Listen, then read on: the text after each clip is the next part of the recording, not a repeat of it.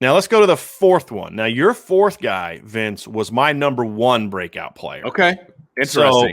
And so when you and I had this conversation before we got going, when we went over your list, it's definitely so. Let's just dive into it. Let's talk about who your fourth, because you needed to kind of be. You had to talk yourself into even having him on the list. Period. I did. Was kind of interesting. So I thought he was just going to be your number one. So anyway, your number four breakout player for Notre Dame in 2021 on offense is. Well, this guy, he kind of falls into that category of rotational guy who again, this has a lot to do with the philosophy. This has a lot to do with the staff. It has a lot to do with how they're going to use this particular player, because I think he can go from a rotational guy to a friggin' amazing standout guy if used properly, and that's Chris Tyree as a running back. And you can have, and we've talked about this a million times, you can have both Kyren Williams and Chris Tyree on the field at the same time, and there is no reason that you shouldn't do that, okay? Well, only North Carolina apparently is good enough to have 2,000-yard running backs. Notre Dame has to use their number two running back to give breathers. So, I'm just saying it's different philosophy. We've seen the explosiveness out of Chris Tyree, and we've seen what happens when you give him the ball. Good things happen when Chris Tyree touches the ball. So you need to get him involved in the pass game. You need to get him involved in the run game. You need to keep him involved in the kick return game. I would even potentially make him my punt returner, to be perfectly honest with you. But I want him on the field as much as possible. That's me as an offensive coach. Okay, I want this guy touching the ball because his 0 to 60 is quicker than anybody else on the field. And that's who I want returning kicks. Now, I also want him more involved in the offense, and I think if he is used in a manner of which you have both the running backs on the field, or you're giving Tyree actual, series, you split the reps. It doesn't necessarily have to be even, but 60-40 would be great because I still think he could be that breakout guy. Look, if you give him 10 to 15 touches a game, you're going to see some amazing stuff happen. Yeah. Period. End of discussion. So will they do that? I don't know. And that's probably why I was hesitant to put him as my number one. But I think he has the potential to eclipse you were hesitant everybody to on put him my on the list. list, period. I know. And so what you're saying is, however, and this is what we did not get to off the air, is your hesitation has nothing to do with Chris Tyree then. Zero. It's just whether or not they're going to be too stubborn to say, hey, because it's almost as if like Brian Kelly feels like playing Chris Tyree is like some sort of insult to Kyren Williams. Right. And it's not. I mean, and here's the unique thing about Chris Tyree. Here's why he was number one on my list. Number one is I don't think this staff is stupid. And I think they look at Kurt. I think Brian Kelly gets into these stubborn things during the season. But I think in the offseason, there's a little bit more open-mindedness of, okay, how moving forward can we get this guy involved? I think there will be that. And we've seen Brian Kelly better utilize two backs in the past. I mean, you look at 2011. I mean, if Jonas Gray doesn't get hurt against BC, there's a chance Notre Dame has 2,000-yard running backs in 2011. I mean, that was a dynamic duo. Now, it took a while for them to start using Jonas Gray more, but when they did, it was impactful. 2012, the way that they used Theo Riddick and Sierra Wood together was impactful. So we've seen that dynamic 1-2 punch before. Sure. It hasn't been used as much recently. And people said, well, what about 2015? Well, Josh Adams hardly ever played except in mop-up duty or as a breather to C.J. Prosise until C.J. Prosise got hurt. Right. Over half of Josh Adams' yards came after Prosise got hurt. And so we just haven't seen them utilize that tandem as effectively as I think they need to. And to me, you can get Chris Tyree more touches without having to take away touches from Kyren Williams. I mean, to me, it's like, you should give Kyren Williams 18 to 20 touches a game, which is about what he was this year, and get Chris Tyree 8 to 12 touches a game. I mean, minimum. And I'm talking offensive touches, right? Yes, not touches. Right. Those are nice, but that's not what I'm talking about. And to me, there's things you can do with them together, to your point. You're telling me you couldn't do some things where, number one, you talk about the pass game, but I also think you have some run game stuff you can do. Kyren Williams is a tough, physical dude. You don't think he's going to lead block and blow somebody up or cut somebody in some of those concepts like we see Oklahoma using with two backs a lot? Brian, how long have we been waiting for split backs from Notre Dame? Yeah. Yeah, we've been teased right. with it. Now there's been injuries and there's been some things. Right. We've been teased with split Right. backs for so And long. it doesn't have to be like your base offense, but it's if you're Right. not coming out in a series and just throwing that at a team, because what you can do with those two guys is they're both good pass catchers. But Kyron Williams is more of he has a receiver background. I mean, he played receiver as long, if not longer, in high school than he played running back. He can run routes. Right. He showed that this year.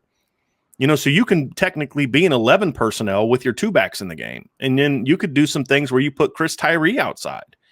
You go to a two tight end set with two backs. Think about this. You could go empty just as effectively as you can go with a power look. With that personnel. Yeah, right. Right. So you take let's just say you go two tight ends and two backs, and then you've got one receiver, and it's either Kevin Austin or let's say it's Braden Lindsey or Avery Davis, right? A dynamic after the catch guy. So then you all of a sudden line up and you line up on one snap and you have two tight ends, split back and receiver, and you can have Kyron Williams as sort of a lead blocker on like a power play, like an outside zone or something like that. But then on the next play, you line up and you have your two tight ends split out, and you have Chris Tyree and Braden Lindsey stacked behind those tight ends. And now you're running ding, ding, ding, and RPO, where you're essentially running inside zone. And if those backers want to fold in, then you're pulling it and you're throwing outside, and you've got Michael Mayer or Kevin Bauman or George Takis, whoever else, lead blocking on a perimeter screen with leverage to either Braden Lindsey or Chris Tyree. Or you could reverse it. You could have Chris Tyree as the running back and have Kyron Williams as the receiver. The next play, you could come out with a tight end on one side with your Z. You could have Kyron Williams lined up as your receiver, in the slot. Or there's so many different things that you can do with those two guys because of the versatility that Kyron Williams brings to the table. I think Chris Tyree as a pass catcher is more of a running back pass catcher. He's more of a traditional running back. You can line him up outside and do some things with him, but ideally you don't want him necessarily running a bunch of routes over the middle. That's where Kyron comes in. It's screens, it's angles, It's wheels, it's those kind of concepts. He can be very good at it. And then you can put Kyron in the mix, and we've seen him do it in practice. We saw it do him in games this year. Against BC, he was lining up over the middle, running in cuts, getting open. Right. Because now you as a defense, you have to say, well, how do you defend that? So Notre Dame goes two tights and two backs. Do you want to put your big personnel on the field? You want to put an extra linebacker on the field or an extra safety on the field, and now Notre Dame can split out wide and throw their quick game or throw their screen game at you? Or do you want to stay with your normal nickel personnel or 4-2-5 look or 3-3-5, depending on who you're playing, and now they can just run it at you? So it just gives them so many different looks. So there's no reason they shouldn't be on the field more next year. Completely agree. And how about the one snap we saw of Wildcat this year with Kyron Williams? Look, you don't run that one time and then never again without it's in their playbook. So know that there's a package, right? So if you're comfortable enough putting Kyron Williams back there as your Wildcat quarterback and you put Chris Tyree in the backfield with him, that's a dynamic package. Again, not something that you want to use as your base offense. It's just one of those things to get people thinking about. Like, we have to have a plan for this, know, and it's just, and that's the exciting thing about this 2021 offense is I start thinking about some of the things that Brian Kelly and Tommy Rees should do or may do or can do or however you want to spin it. There's a lot of weapons to work with. We're talking about breakout players, and we're not really diving into Kevin Austin or Braden Lindsey or, and I think Avery Davis is a guy that could be in this conversation as a veteran starter that did a good job this year that if used correctly could put up big numbers next year. If they go to more of a tempo or they go to more RPOs, Avery Davis becomes a key part of your offense, that can do some different things, be more creative with him. And you want to go with a Wildcat? How about this one? How about you come out one series just to mess with people and your quarterback is Avery Davis? Yeah, because he used to be a quarterback. You recruited him to play at Notre Dame, to where now, you're not going to throw it a bunch, but you got to respect it because he can step back and throw a bomb. You know what I mean? And so why not have some fun with people? Clemson does that. Ohio State does that. All types of teams do that. It's fun. Number one, it's fun for your players. Number two, it gives if you hit it, it gives that defense something to think about. Absolutely.